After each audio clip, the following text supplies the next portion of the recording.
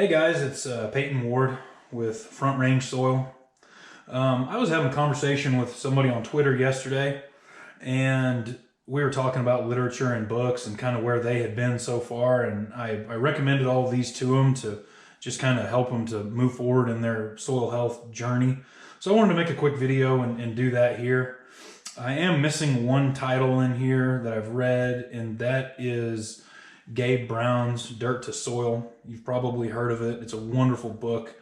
Does a great job of explaining a lot of what we're after here. I'll put down in the description of this video, I'll put all the titles and all the authors of these.